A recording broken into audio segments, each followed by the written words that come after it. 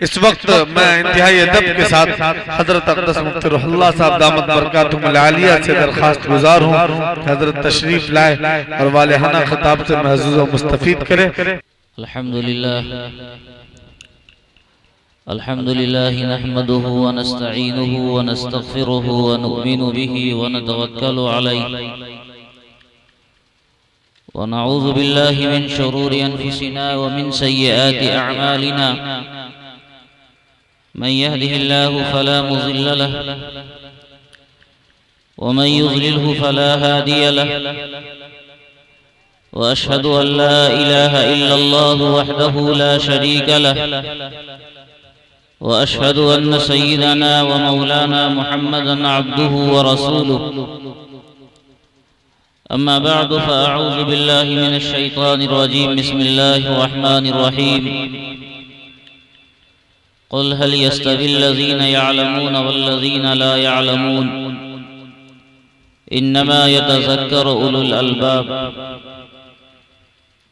व क़ाल अन्नबिय्यु सल्लल्लाहु अलैहि वसल्लम अल उलमाउ वरसतुल अंबिया व इन्नल अंबिया लम यवर्रिसू दीनारन वला दिरहमा व इन्नमा वर्रसुल इल्म फमन अखज़हु अखज़ बिहज़्ज़िन वाफिर औ कमा क़ाल सल्लल्लाहु अलैहि वसल्लम।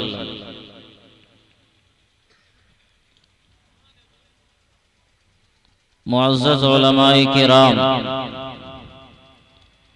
हज़रात सामईन, नौजवान दोस्तों, अजीज बच्चों और पर्दा में बैठकर सुन रही माँ बहनें, आप देर से हज़रात उलमाए किराम के बयानात समाअत फरमा रहे हैं। रात के 2:30 बज चुके हैं, लेकिन जो मजमा यहाँ है माशाअल्लाह बड़ा संजीदा मजमा है। अभी हजरत नायब अमीर शरीयत का खिताब हो रहा था और हजरत का पैगाम आप बड़ी दिलजमी के साथ, बड़े चाव के साथ समाअत फरमा रहे थे और उम्मीद है कि ये दिल के कानों से समाअत कर रहे थे। बड़ी कीमती बातें हो रही थी और हजरत इमारत शरिया का खुसूसी पैगाम आपके सामने सुना रहे थे। अल्लाह करे कि ये बातें दिलों पर असर की हों और इसे हम अपनी जिंदगियों में नाफिज करने वाले बने। आज का ये प्रोग्राम तालीमी बेदारी कॉन्फ्रेंस और हिफ्ज़ कुरान की दस्तारबंदी के उन्वान से मुनक़िद किया गया। आपके सामने कई नौनिहालों ने, जिन्होंने कुरान करीम को ख़त्म किया है, अल्लाह रब्बुल इज़्ज़त ने उनके सीने को कुरान करीम की हिफाजत के लिए मुंतखब किया। इनकी दस्तारबंदी आपके सामने हुई और इस रूह परवर मंजर से आप भी महसूस हुए। सही बात यह है कि मुसलमान जो इल्म का असल वारिस था, उसकी सूरत हाल इल्म के मामले में इंतहाई पस्त होती चली जा रही है। मैं बड़े इख्तिसार के साथ एक दो बातें आपसे गुजारिश करूं कि अल्लाह रब्बुल इज़्ज़त ने इंसानियत को इल्म की बुनियाद पर ऊंचा मकाम उठाया था, बल्कि इंसानियत के अलावा किसी और चीज के अंदर भी अगर इल्म आया है तो इसकी वजह से उसका भी मकाम ऊंचा हुआ है। कुरान करीम में एक सूरह है जिसका नाम है सूरह नमल। उस सूरह नमल में सैयदना सुलेमान अलैहिस्सलातु वस्सलाम के वाक़यात बयान किए गए हैं। उसमें एक चींटी का तज़किरा है। नमल के माने चींटी के आते हैं।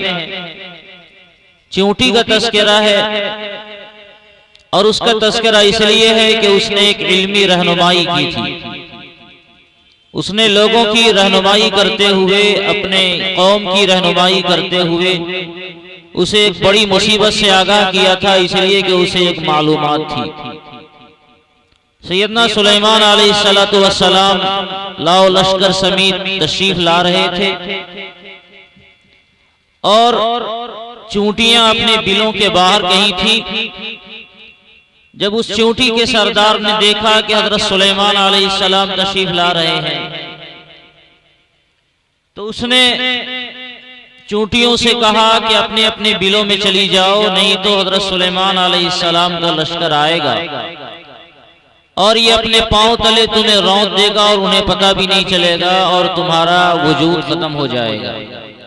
या अय्युहन नबल उदखुलू मसाकिनकुम ला यहतिमन्नकुम सुलैमान व जुनूदुहु व हुम ला यशऊरून। वो बड़ी जमात है, वो आएंगी और वो गुजरती चली जाएंगी। तुम चींटी हो, उनके कदो कामत के मुकाबले में तुम्हारी कोई हैसियत नहीं है। उनके जूते चप्पल के नीचे अगर तुम आ गई तो उन्हें पता भी नहीं चलेगा और तुम्हारे वजूद का खात्मा हो जाएगा। इसलिए बेहतर है कि अपने अपने बिलों में चले जाओ। एक पते की बात उसने की, उसके पास एक इल्म हुआ, तो अल्लाह रब्बुल इज्जत ने उसका तस्करा कुरान करीम में किया है और उस चूंटी के नाम पर बाज़ाब्ता एक सूरे रखा गया जिसको सूरे नमल कहा गया है। उसी में एक और वाक़या का तस्करा है। सैयदना सुलेमान अलैहिस्सलातु वस्सलाम की मजलिस लगी हुई थी, कोई अहम मामला था और हर एक की हाजिरी लगानी थी। सबकी हाजिरी लग रही है, चरिंद की, परिंद की, जानवरों की, मछलियों की, कीड़ों की और दूसरी जितनी चीजें हैं उनके मातहती में, वो सबकी हाजिरी लग रही थी और लगता है एक एक की हाजिरी लग रही थी। तो एक छोटा सा परिंदा होता है हुदहुद, वो गैर हाजिर था। सैयदना सुलेमान अलैहिस्सलातु वस्सलाम ने कहा कि भाई आज हुदहुद नजर नहीं आ रहा है, क्या बात है? अगर हुदहुद आएगा लअज़बहन्नहु, तो उसे हम ज़बह कर देंगे। औ लयअतियन्नी बिसुल्तानिन मुबीन, या ये कि वो अपना कोई वाज़ेह उज़्र बयान कर दे। लौ अज़्ज़बन्नहु अज़ाबन शदीदा, उसे बड़ी सख्त सजा मिलेगी या उसे कत्ल कर दिया जाएगा। नहीं तो अपनी गैर हाजिरी का कोई वजह माकूल वो बयान करे, तब जाकर उसे छोड़ा जाएगा। अभी मजलिस लगी हुई थी और मामूली परिंदा भरी मजलिस के अंदर, जहां जिन्नात भी हैं, इंसान भी हैं और भी दूसरे बड़े बड़े लोग हैं और तख्त शाही पर सैयदना सुलेमान अलैहिस्सलाम जैसी शख्सियत है जो नबी भी हैं और बादशाह भी हैं। उनके सामने एक छोटा परिंदा आता है और एक इल्म लेकर आता है। उस इल्म की बुनियाद पर उस छोटे से परिंदे को यह जसारत हुई कि वो वक्त के नबी के सामने, वक्त के बादशाह के सामने पूरी जसारत के साथ अपनी बात रख सके। उसके पास इल्म था, उसने पूरी जसारत के साथ बात की। ये छोटा परिंदा पैगाम देता है कि दुनिया के सामने अपनी बात पूरी पुख्तगी के साथ अगर रखना है तो इल्म के जेवर से आपको आरास्ता होना पड़ेगा। अगर आप में इल्म आएगा तो खड़े होने की जसारत होगी, दो आदमी के सामने अपनी बात रखने का सलीका आपको आएगा। अभी उलमा आपके सामने आकर बयान करते हैं और भरा मजमा होता है, बयान करते हैं। जाहिर है ये हर आदमी की बस की बात नहीं है। यूं आदमी आ जाए और बोल ले, ऐसा नहीं हो सकता है। उलमा के पास इल्म होता है, उन्होंने मेहनतें की होती हैं और मेहनत की बुनियाद पर अल्लाह रब्बुल इज्जत का फैजान होता है। तो वो कुछ ज़हनी तैयारी की, कुछ नहीं की और फिर अल्लाह ताला का फैजान हुआ, तो यहां आकर उलमा अपनी बात, अल्लाह रसूल का पैगाम सुना जाते हैं। कोई आदमी बड़ी महफिलों में अपनी बात रखता है, अगर उसकी बात में इल्म का वजन नहीं होगा उसकी बात साइड कर दी जाती है। ये छोटा सा परिंदा वक्त के नबी के सामने, वक्त के बादशाह के सामने आया और उसने आकर अपनी बात बताई। इन्नी अहत्तु बिमा लम तुहित बिही वजीतुका मिन सबइन बिनबइन यकीन। उसने ये बताया कि बादशाह सलामत, ऐ नबी मुहतरम, या रसूल अल्लाह, हम एक इल्म लेकर आए हैं, एक खबर लेकर आए हैं और इस खबर की इत्तिला आपको पहले से नहीं है। मेरा गुज़र एक कौम के ऊपर हुआ है और उस कौम को मैंने देखा कि वो कौम अल्लाह रब्बुल इज्जत के अलावा गैरुल्लाह की परस्तिश के अंदर मशगूल है। फिर वाकई की तफसील है जिसको अल्लाह रब्बुल इज्जत ने 19वें पारे के अंदर बयान फरमाया। तो एक परिंदे को इल्म था, तो उस परिंदे को यह जसारत हुई कि वो वक्त के बादशाह और वक्त के नबी के सामने पूरी जसारत के साथ उसने अपनी बात रखी है। और इतना ही नहीं, अल्लाह रब्बुल इज्जत को यादा उसकी इतनी पसंद आई कि अल्लाह रब्बुल इज्जत ने न जाने कितने हजारों साल ये पहले का वाकया है, लेकिन अल्लाह ताला ने कुरान करीम में उस वाकये का तज़किरा किया और कुरान करीम में उसका तज़किरा करके उस वाकये को अबदुल आबाद तक के लिए महफूज कर दिया। उसी वाकये में थोड़ा सा और आगे वाकया बढ़ता है तो सैयदना सुलेमान अलैहिस्सलातु वस्सलाम उनको जरूरत महसूस हुई कि मलके सबा उसका तख्त शाही मेरे सामने लाया जाए। उन्होंने फरमाया कि तुम में से कोई है जो मलके सबा के आने से पहले पहले उसके तख्त शाही को मेरे पास ले आवे। तो एक जिन्नात खड़ा हुआ, उसने कहा कि हाँ हुजूर मैं ला सकता हूं। कब लाऊंगा? आपका जलसा खत्म होने से पहले पहले मैं ले आऊंगा। इजलास चल रहा था तो उसने ये बताया कि आपका ये इजलास खत्म होगा उससे पहले ले आऊंगा। अना आती कभी ही क़ब्ल अन तक़ूम मिन मक़ामी, ये मजलिस बर्खास्त होने से पहले उस तख्त को हम आपके सामने ले आएंगे। मजलिस बर्खास्त होने में कितना वक्त लगता? 2 घंटा 4 घंटा और क्या लगेगा? और बहुत दूर से उस तख्त को उठाकर लाना है। अगर ये तख्त 2-4 घंटे में भी आ गया तो बहुत गनीमत है। तो सैयदना सुलेमान अलैहिस्सलाम ने फरमाया मुझे इससे भी और जल्दी चाहिए, और जल्दी चाहिए। तो अल्लाह रब्बुल इज्जत ने एक दूसरे जिन का तज़किरा किया और उसका तज़किरा करते हुए कुरान करीम ने उसका नाम नहीं बताया, उसका कोई अता पता नहीं बताया, उसकी कोई ताकत नहीं बताई, उसकी सलाहियतों का कोई तज़किरा नहीं किया। कुरान करीम ने कहा क़ाल अल्लज़ी इंदहु इल्मुम मिनल किताब, ऐसा जिन जिसको किताब इलाही का इल्म था उसने ये कहा अना आती कभी इलैका तरफुक, पलक झपकने से पहले मैं उस तख्त को आपके सामने ले आऊंगा। तो उस जिन्नात का तज़किरा अल्लाह रब्बुल इज्जत ने उसके इल्म की बुनियाद पर किया है। उसको इल्म है, उस इल्म की बुनियाद पर अल्लाह रब्बुल इज्जत ने उसका तज़किरा फरमाया और ये फरमाया कि वो जिन्नात जिसके पास किताब का इल्म था उसने ये बताया कि मैं आपके पलक झपकने से पहले उस तख्त को आपके सामने हाजिर करूंगा। और यही हुआ।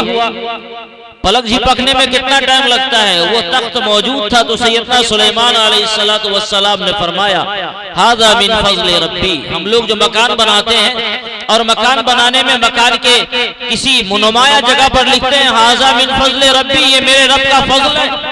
ये सैयदना सुलेमान अलैहिस्सलाम ने ये जुमला इस्तेमाल फरमाया था, हाज़ा मिन फ़ज़्ल रब्बी, ये मेरे रब का फजल है।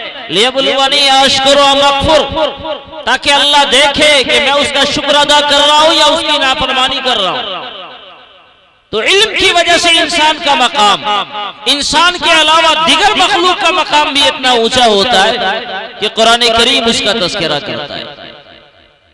मैंने एक हदीस पाक की तिलावत की, आका अलैहिस्सलातु वस्सलाम ने इरशाद फरमाया इल्म अंबिया की विरासत है, सिर्फ ताजदार मदीना जनाब मोहम्मद रसूलुल्लाह सल्लल्लाहु अलैहि वसल्लम की नहीं, सारे अंबिया किराम अलैहिमुस्सलातु वस्सलाम इल्म का पैगाम लेकर आए। अल्लाह रब्बुल इज्जत ने हर एक से इल्म की इशाअत का काम लिया। बाज अंबिया से बाज उलूम फैलाए गए, दिगर अंबिया से दूसरे उलूम फैलाए गए। सैयदना आदम अलैहिस्सलातु वस्सलाम सबसे पहले दुनिया में तशरीफ लाए तो उनके जरिए अल्लाह रब्बुल इज्जत ने ज़राअत का इल्म दिया, तिजारत का इल्म दिया, रहने सहने का इल्म अता फरमाया। सैयदना इदरीस अलैहिस्सलाम आए, उनके जरिए इल्म बिल कलम अता फरमाया, लिखने का रिवाज उन्हीं के जमाने में हुआ। सैयदना नूह अलैहिस्सलातु वस्सलाम आए, उनके जरिए हलाल और हराम का इल्म अता फरमाया। सैयदना इब्राहीम अलैहिस्सलातु वस्सलाम आए, उनके जरिए इल्म मुनाज़रा को अल्लाह ताला ने दुनिया में दिया। फरीक मुखालिफ के सामने अपनी बात पूरी ताकत से रखना, ये इल्म मुनाज़रा कहलाता है। इल्म मुनाज़रा का इल्म अल्लाह ने उनके जरिए दिया। सैयदना यूसुफ अलैहिस्सलाम आए, उनके जरिए अल्लाह ताला ने ख्वाब की ताबीरों का इल्म अता फरमाया। तो इस तरह हर जमाने में अंबिया किराम अलैहिमुस्सलातु वस्सलाम तशरीफ लाते रहे और हर जमाने में अंबिया किराम अलैहिमुस्सलाम को अल्लाह ताला ने जहां सारे उलूम का मजमुआ बनाया था, वही बाज़ उलूम में इख्तिसास अता फरमाया था और उस नबी के जरिए उस इल्म को दुनिया में भेजा गया। यहां तक के सबसे आखिरी में हमारे और आपके मौला ताजदार दो आलम जनाब मोहम्मद रसूलुल्लाह सल्लल्लाहु अलैहि वसल्लम तशरीफ लाए और अल्लाह रब्बुल इज्जत की तरफ से ऐलान किया गया, ऊतीतु इल्मल अव्वलीन वल आखिरीन, अव्वलीन और आखिरीन को जो इल्म अता किया गया उन तमाम उलूम में इख्तिसास का दर्जा और सबसे आला दर्जे पर फाइज फरमाकर अल्लाह ताला ने जनाब मोहम्मद रसूलुल्लाह सल्लल्लाहु अलैहि वसल्लम को मबूस फरमाया। तो ये इल्म अंबिया की विरासत है। और फिर हजरात अंबिया किराम अलैहिमुस्सलातु वस्सलाम का जब सिलसिला बंद हुआ है, तो उस सिलसिले के बंद होने के बाद अंबिया के जो उलूम के वारिस हैं हजरात उलमा, ये उनके वारिस बने। ये मदरसों में मकातिब में जो उलूम पढ़ाए जाते हैं उसमें विरासत अंबिया को तकसीम किया जाता है और जो इस उलूम के उठाने वाले हैं, जो पढ़ने पढ़ाने वाले हैं, ये हजरात अंबिया किराम अलैहिमुस्सलातु वस्सलाम के वारिसीन हैं जो इस उलूम को पढ़ते हैं पढ़ाते हैं। अंबिया किराम अलैहिमुस्सलातु वस्सलाम अपनी विरासत में दीनार को नहीं छोड़ते, दिरहम को नहीं छोड़ते, रुपया पैसा नहीं छोड़ते, जायदाद नहीं छोड़ते। उनकी जो जायदाद है, उनकी जो विरासत है, वो इल्म का तरका है और इल्म का तरका उन्होंने दुनिया वालों के सामने फैलाया और जिन्होंने ये तरका हासिल किया वो उलमा कहलाए। तो ये उलमा अंबिया के वारिस बने। और आपको मालूम होना चाहिए कि वारिस चाहे लंगड़ा हो, लूल्हा हो, काना हो, सारे अयूब दुनिया के उसके अंदर मौजूद हों, लेकिन जो वारिस है वही वारिस होगा। एक शख्स ऐसा है जो बादशाह था और उसने बहुत सारी जायदादें छोड़ी। अब उसने अपना बेटा भी छोड़ा और उसने अपना भतीजा भी छोड़ा। इत्तेफाक से उसका भतीजा बड़ा काबिल है, बड़ा आलिम है, इंतहाई ज़हीन है, इंतहाई ज़की है, पढ़ा लिखा है, होशियार है, समझदार है। और बेटा है इंतहाई जाहिल। बादशाह का बेटा था, उसने सोचा हमें पढ़ने की जरूरत क्या है, कभी पढ़ा नहीं। इत्तेफाक से काला कलौटा भी है, इत्तेफाक से लंगड़ा भी है, इत्तेफाक से काना भी है, सुनता भी नहीं है, बोल भी नहीं सकता है। तो आप दिल पर हाथ रख के बताएं कि बादशाह की विरासत का हकदार कौन होगा? वो बेटा होगा या भतीजा होगा? जाहिर है भतीजा कितनों काबिल हो जाए वो भतीजा है, और बेटा कितनों नाकारा हो जाए वो बेटा है। उसका वारिस वही बेटा है। जो बेटा काला कलौटा है, जो बेटा नाखादा है, जो बेटा अपाइज है, जो बेटा गुंगा है, लेकिन वारिस वही है, इसलिए कि वो बादशाह का बेटा है और बेटे को विरासत मिला करती है। हजरात अंबिया किराम अलैहिमुस्सलातु वस्सलाम के उलूम के जो वारिस हैं, जिनको उलमा कहा जाता है, आज की दुनिया में इन उलमा को उस काले कलौटे से ज्यादा नापसंदीदा समझा जाता है, उन अपाहजों से ज्यादा बेवकात समझा जाता है। जो अपाहज उस बादशाह का बेटा था, समझा जाता है कि ये उलमा दुनिया की सियासत क्या जाने, ये समझा जाता है कि ये उलमा दुनिया की दौड़ में कैसे आगे बढ़ेंगे, ये समझा जाता है कि ये उलमा दुनिया की तरक्की के अंदर इंतहाई कमजोर वाक़े हुए हैं, बल्कि उसमें माने वाक़े हुए हैं। और इसीलिए ये तासुर मुसलमानों की जमात में ये चला आया। मुसलमान ये समझते हैं कि अगर हम अपने बच्चों को दीनी इल्म पढ़ाएंगे तो हमारा बच्चा हाफिज कुरान होगा, आलिम होगा, मुफ्ती होगा, तो क्या कमाएगा? ज्यादा से ज्यादा 10-15 हजार रुपए वो कमा लेगा, उसमें खुद अपने बाल बच्चों का उसका गुजारा नहीं होगा। तो हमारा क्या ख्याल रखेगा? रिश्तेदारों का क्या ख्याल रखेगा? मकान बनाने की जरूरत कैसे पूरी करेगा? बाल बच्चों के बियाह का मसला कैसे हल करेगा? इसीलिए आज दुनिया में भी मुसलमानों का रुझान दीन उलूम से, मदरसों से कटा जा रहा है और लोग मदरसों के अलावा दूसरी राहों की तरफ बड़ी तेजी से भागे जा रहे हैं। लेकिन मेरे भाई और बुजुर्गों और दोस्तों, याद रखिए कि मदरसे की राह, मदरसे में पढ़ने वाले, मदरसे में पढ़ाने वाले आपकी निगाह में चाहे वो कितनों अपाहिज हो, आपकी निगाह में वो कितनों बेवकात हो, आपकी निगाह में दुनिया की तरक्की में वो कितनों माने हो, आपकी निगाह में शायद दुनिया की कोई तरक्की इसे न मिले, आपकी निगाह में शायद ये अपनी औलाद को पालने पोसने वाले न हो, उसकी सलाहियत इसमें नहीं हो, मगर जनाब मोहम्मद रसूलुल्लाह सल्लल्लाहु अलैहि वसल्लम ने फरमाया अल उलमा वरसतुल अंबिया, अंबिया के वारिसीन यही है जो अंबिया के वारिसीन हैं। और दुनिया में शायद इनको कभी फाके गुजारने की नौबत आवे, शायद इन्हें कभी पोशीदा कपड़ा पहनने की नौबत आवे, शायद इन्हें कभी रूखी सूखी रोटियां खाने की नौबत आवे, लेकिन कल क़यामत के दिन जब अल्लाह रब्बुल इज्जत के दरबार में नवाजा जाएगा इनाम व इकराम से, तो इन्हीं बोरिया नशी उलमा को ही नवाजा जाएगा। बड़े बड़े सेठों को, बड़े बड़े साहूकारों को, दुनिया के बादशाहों को, दुनिया के उमरा और वज़रा को और दुनिया की बड़ी बड़ी डिग्रियां हासिल करने वाले लोगों को नहीं नवाजा जाएगा। इसलिए पहली गुजारिश तो जो आपके सामने आई कि इल्म की अहमियत अपने ज़हन दिमाग में पैदा करके अपने बच्चों को दीन उलूम से आरास्ता हम आप करने की फिक्र करें। उसका एक आसान तरीका हजरत नायब अमीर शरीयत ने बताया कि ठान लें कि हमारा एक बच्चा हाफिज कुरान हो जाए। हम ये तय कर लें कि हमारे जरिए से एक बच्चा हाफिज कुरान हो जाए, चाहे वो हमारे घर का बच्चा हो या अगर हमारे घर में बच्चे नहीं हैं तो कम से कम हम अपने किसी गरीब बच्चे का सहारा ले लें, उसे गोद ले लें और उसको हाफिज कुरान बना लें। इस तरह इल्म की इशाअत का जरिया हम बने। उसके साथ एक बात और मैं इख्तिसार के साथ अर्ज करता चलूं, वो ये है कि आज की सूरत हाल बच्चों की तालीम तो थोड़ा बहुत हो जाती है, बच्चियों की तालीम का अब कोई इंतजाम हमारे मुआशरे में नहीं है या न के बराबर।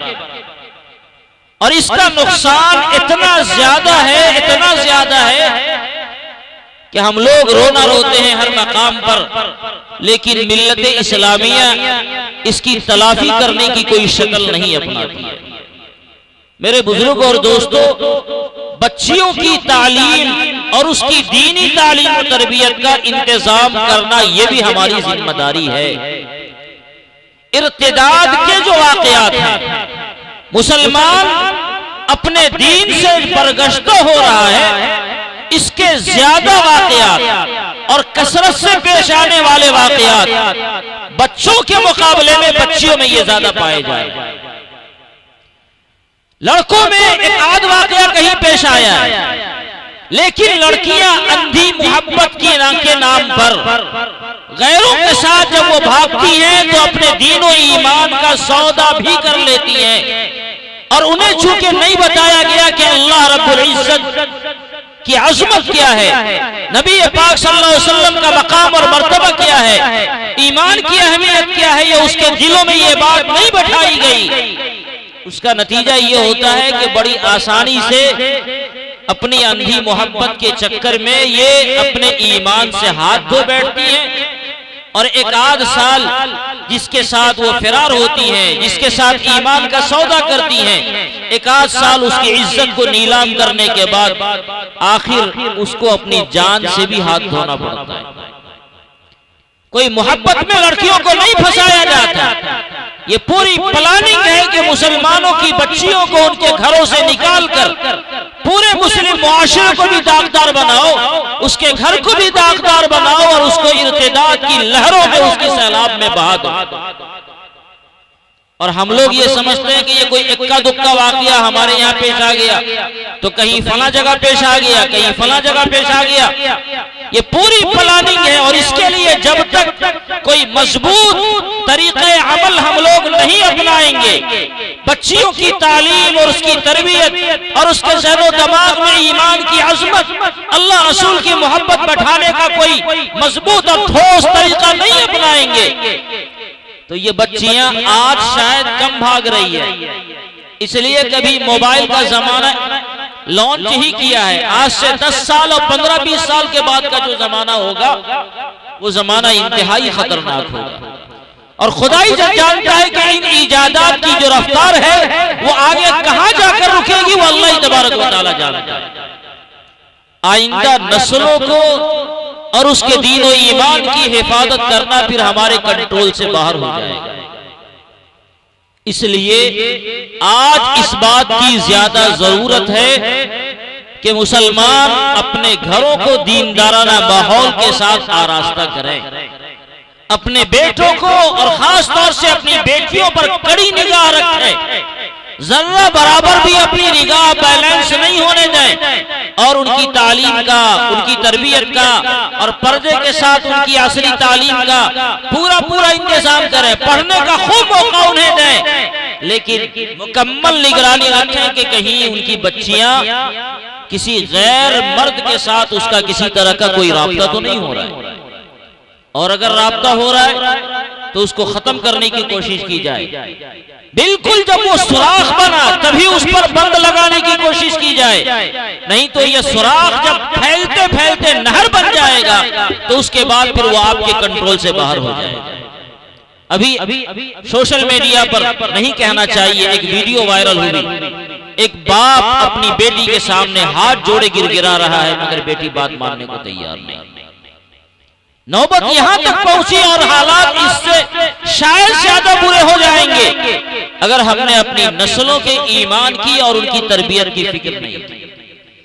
इसलिए इख्तिसार के साथ ये गुजारिश है, ये दर्द दिल है, ये पैगाम है कि जहां अपने बच्चों की तालीम और तरबियत का हम इंतजाम करते हैं, पर्दे के साथ इस्मत की हिफाजत करते हुए अपनी बच्चियों की भी दीनी तालीम और तरबियत का भी और असली तालीम का भी इंतजाम करना ये मुसलमानों की जिम्मेदारी है।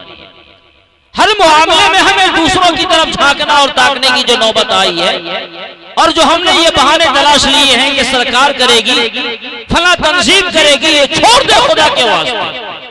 मुसलमान इतना आज के जमाने में इतना कल्लाश नहीं हो गया कि वो अपने बच्चों की तालीम और तरबियत का इंतजाम खुद से नहीं कर सके।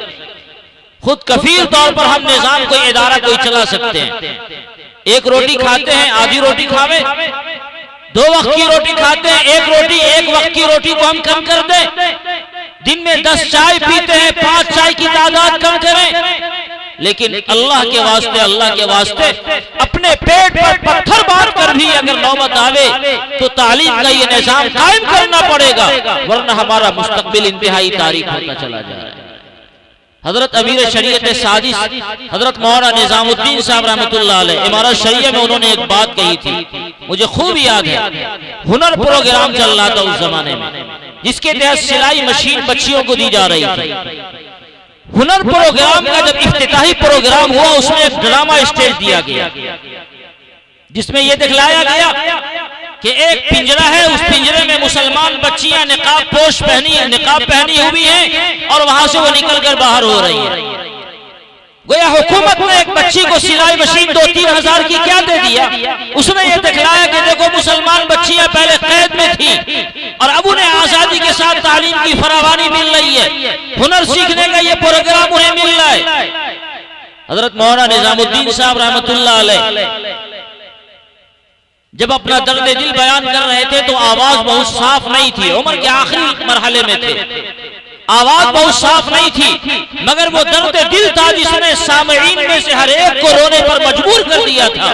उन्होंने फरमाया था, मुसलमानों क्या तुम इतने बुज़दिल हो गए, क्या तुम इतने कम हिम्मत हो गए, क्या तुम इतने बखील हो गए कि तुम्हारे पास अपनी बच्चियों के लिए एक सिलाई मशीन का इंतजाम नहीं है। और इसके लिए भी तुम्हें दूसरों से मदद लेने की जरूरत पड़ रही है, जिसके ये नतीजे देखने में आ रहे हैं कि दूसरे जब तुम्हारी मदद कर रहे हैं तो ऐसा बनाकर पेश कर रहे हैं कि मुस्लिम बच्चियां पहले कैद में थी और फिर इनको आजाद किया जा रहा है। ये वाकई सोचने की बात थी। हम सब तरफ उठे कि मुसलमानों में बड़े बड़े अल्लाह रब्बुल इज्जत ने साहिब सरवत को पैदा किया है। शादी ब्याह का मौका आता है तो देहातों में उसके खूब मुजाहरे होते हैं, लाखों में एक शादियां होती हैं। क्या इन फजूल अखराजात को कम करके जो पैसे बचते हैं वो मिल्लत के मफाद में खर्च नहीं किए जा सकते? उस पैसों के जरिए स्कूल और अपने निजाम के साथ ऐसे मकातिब नहीं कायम किए जा सकते जहां बच्चियों के लिए बेहतर तालीम का इंतजाम हो सके? यकीनन हो सकता है, लेकिन इसके लिए कोई मर्द मैदान चाहिए जो कुर्बानी देने वाला हो। ऐसे लोग चाहिए जो अपनी जरूरतों को पसे पुश डालकर उम्मत के लिए आगे आने वाले हों और कुर्बानी देने वाले हों। ये इख्तिसार के साथ दो पैगाम थे जो हमें समझना है। तालीम का माहौल बनाना है, तालीम के साथ तरबियत का माहौल बनाना है और अपने बच्चों में अल्लाह और अल्लाह के रसूल की अज़मत को बैठाकर उन्हें एहसास दिलाना है कि मेरी नस्लों एक कदम आगे बढ़ाओ तो अल्लाह रब्बुल इज्जत के अहकाम अपने सामने रखो। इंशाअल्लाह अगर ऐसा हुआ तो ये दुनिया में भी हमारे नेक नामी का बेहतरीन जरिया बनेगा और आखिरत में भी हमारी नजात का ये अच्छा जरिया बनेगा। अल्लाह ताला हम सबको कहने सुनने से ज्यादा अमल की तौफीक अता फरमाए। खुदा करे कोई ऐसी शक्ल निकल आवे कि तमाम मुसलमानों के हर हर इलाकों में, हर हर महल्लों में दीनी तालीम के साथ असरी तालीम का और तरबियत का ऐसा बेहतर निजाम हो कि हमारे बच्चे और हमारी बच्चियों को मुल्हिदाना माहौल में तालीम की कोई नौबत नहीं आए। अल्लाह ताला हमारी नस्लों की, जान की, माल की, ईमान की, इज्जत की, आबरू की हिफाजत फरमाए। आमीन व आखिर दावाना अनिल हम्दुलिल्लाहि रब्बिल आलमीन।